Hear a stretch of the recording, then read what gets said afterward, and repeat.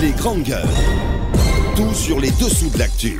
Ici, l'actu rime avec liberté de ton sur Radio Espace.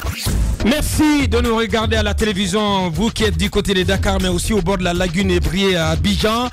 Si c'est maintenant que vous nous rejoignez, merci de nous choisir du côté de l'intérieur du pays, à Zérékoré.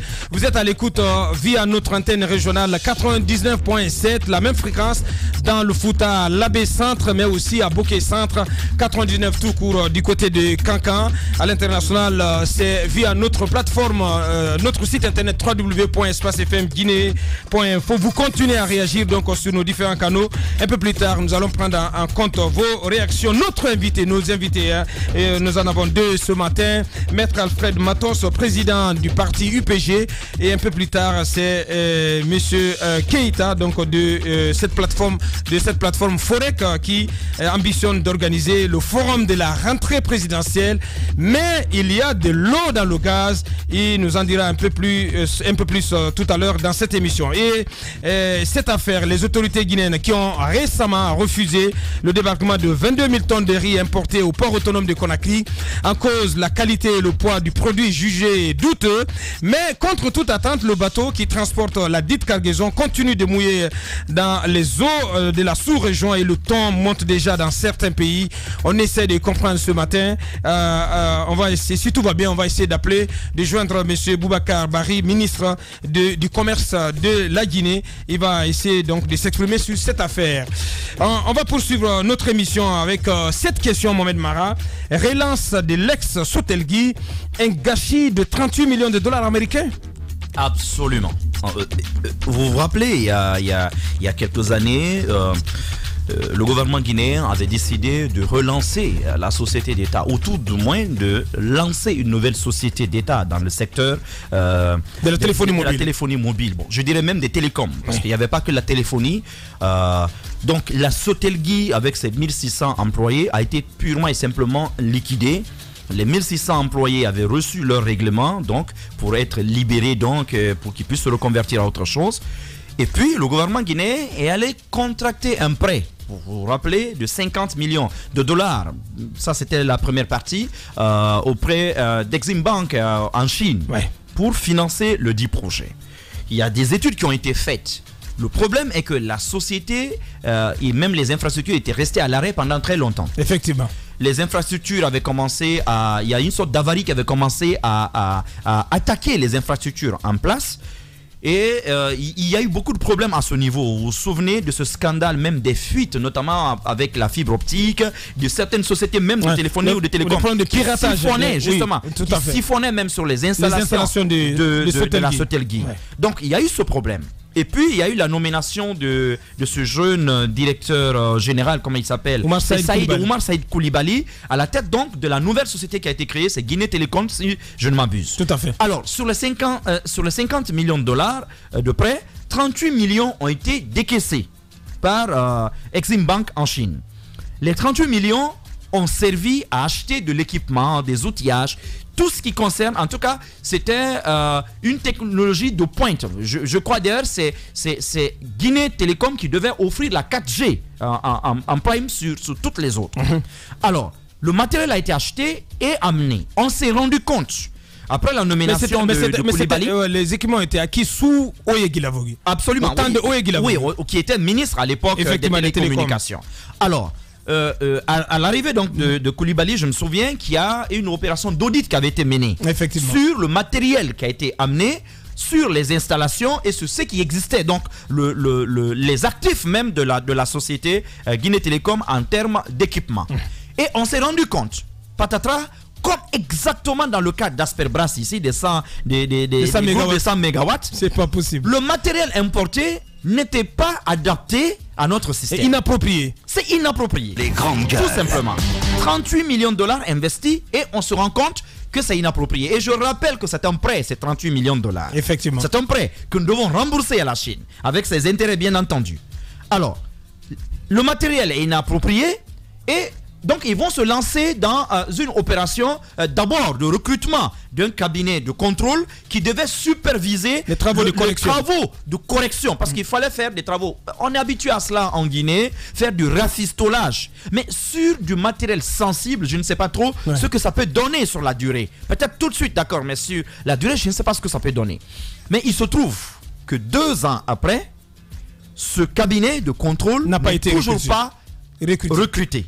Dommage. C'est toujours pas recruté. Pendant ce temps, le matériel aujourd'hui est en train de s'avarier. Non, mais il est devenu obsolète. C'est du matériel d'abord sensible.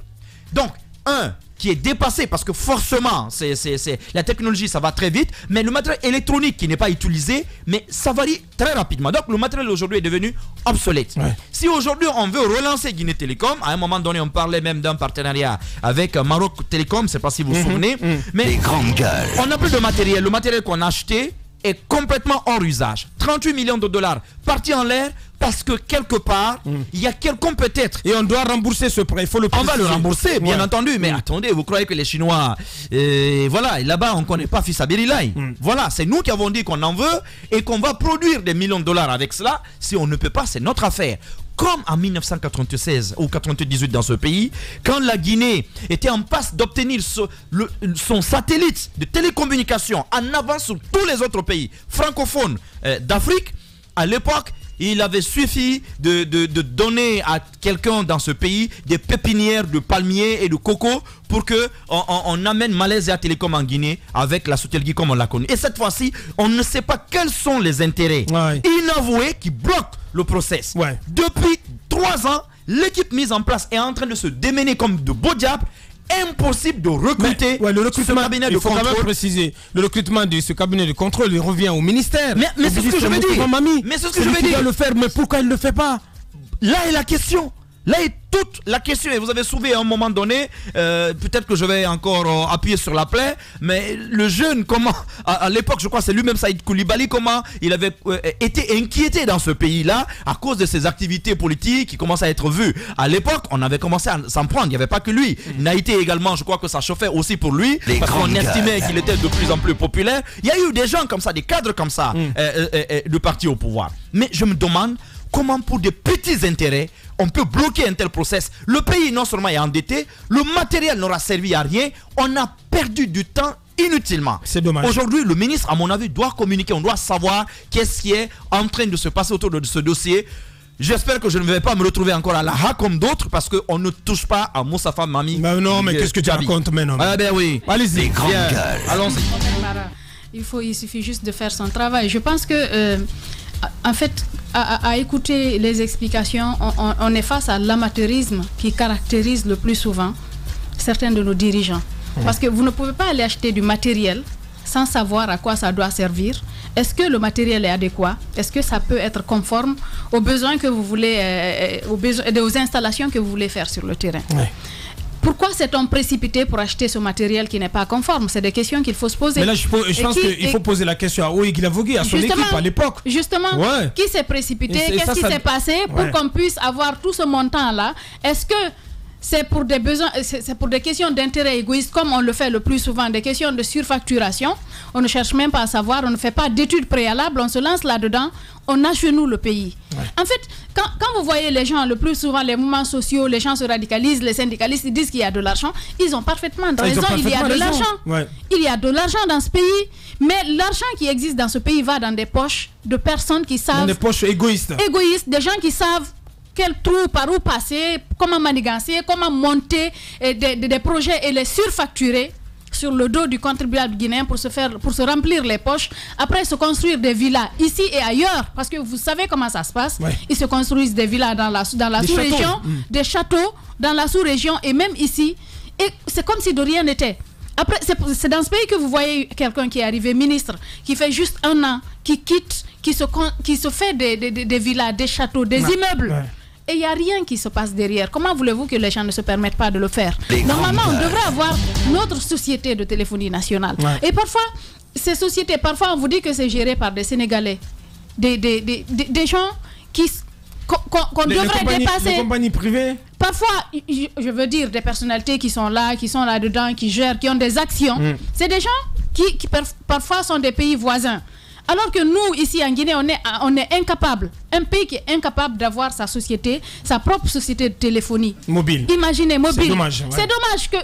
On est en train d'enterrer ça pour des questions d'intérêt égoïste, pour des questions... Non, c'est même une question de sécurité. C'est une question de sécurité. C'est une question de sécurité. On ne devrait pas confier, par exemple, les appels de la présidence de l'État à des sociétés de téléphonie étrangères. C'est avec Internet parce que c'est la seule société dans le domaine des droits guinéens qui fournit l'Internet, la connexion à l'administration. Mais en attendant, Aboubacar, pourquoi ne pas relancer la Sotelgui? Justement, c'est pour dire... Pourquoi ne pas relancer la Sotelgui avec tous ces montants qui ont été mis là-dedans? Est-ce que cela devrait mourir parce que oui, quelqu'un ne veut pas le faire juste parce que c'est une question de personne, parce qu'on n'aime pas la personne qui est là, qui devrait piloter la chose, pourtant qui a suffisamment d'expérience pour pouvoir faire marcher les choses. Ce pays devrait changer. Les gens devraient arrêter de penser à des questions de personnes, mais faire des projections. Penser à des générations, penser à ce peuple. Ne pas se dire que oui, je n'aime pas la tête de la personne qui est là et par conséquent, je ne le fais pas. Mais tout ça, c'est dû à l'amateurisme de tout le monde, quoi. Le mauvais choix, et c'est dommage. On manque de patriotisme économique pour citer Kemoko. Comment il s'appelle? Kemoko Touré. Bien, ouais, le brillantissime. Allez-y. Je pense qu'il faut peut-être insister sur la mauvaise foi parce que quand on voit la façon dont la société elle-même, la Sotelgui donc, qui a disparu ici, on peut bien comprendre comment, n'est-ce pas, les choses pouvaient se passer après. Mais il y a eu quand même assez de contre-vérités. Je crois Oye n'a pas été le seul à vendre des chimères par moment à la population guinéenne. Il y a eu également... Bon, quand Moustapha Mami est arrivé, je crois qu'il a fait une communication aussi autour et il avait donné de l'espoir. Parce qu'on avait donné 6 mois. On avait pensé... On nous avait donné 6 mois. Un délai pour Guinée Télécom. Voilà, qui était court. Voilà. Les gens ont attendu et jusqu'à présent, rien n'est fait. Si derrière on apprend qu'il y a plutôt une utilisation pas assez catholique, des montants aussi colossaux qui vont être remboursés, il faut bien se poser des questions. Sinon, derrière, il y a toute cette question de sécurité qui se pose, bien entendu. Ouais, parce que le président, il communique via d'autres réseaux. Je me pose une question. Orange ou Ariba, il est sur les opérateurs. Je me pose une question. Il est chez les opérateurs privés. C'est quand même grave. Je me pose une question, Aboubacar. En Guinée, vous avez des millions d'utilisateurs de ces sociétés de téléphonie, en fait, de cette plateforme qui se plaignent, qui ne sont pas satisfaits, qui dénoncent régulièrement ce qui est en train de se passer. D'abord les surcoûts dans les appels, parfois les facturations fantaisistes et parfois le service qui est de très mauvaise qualité. On a vu surtout la connexion. Oui, mais c'est tous les services. Non, c'est tous les services. Il y a des moments où vous envoyez un SMS, la personne, le destinataire de votre SMS ne le reçoit que le lendemain matin. Tout cela arrive. Au Bénin, je vous rappelle, il y a quelques mois à peine, le gouvernement a frappé des sociétés de téléphonie et a exigé qu'on rembourse les utilisateurs. Mais la question que je me pose, c'est pourquoi il n'y a jamais de réaction. Lorsque c'est par ces sociétés de téléphonie que des secrets d'État passent, notamment dans les conversations, et que même la vie privée des gens passe par ces sociétés de téléphonie, je pense que la corruption ne peut pas être, si vous voulez, la seule explication au silence des autorités. Parce que ces gens-là, croyez-moi, tout le monde sait pourquoi aujourd'hui la 5G de Huawei est refusée en Europe. On dit que c'est un moyen d'espionnage des pays européens. Les Européens disent on n'en veut pas. Alors que tout le monde sait qu'ils ont la meilleure technologie aujourd'hui. Ils sont en avance sur tout le monde en parlant de 5G et que c'est performant. Mais ils disent non. Pour une question de souveraineté, une question de sécurité de nos pays, on n'accepte pas sous vous conditions. Il faut revoir les conditions. Donc la question, il faut se la poser. Le fait même qu'eux-mêmes aujourd'hui ne puissent pas frapper ces sociétés de téléphonie en dit assez long.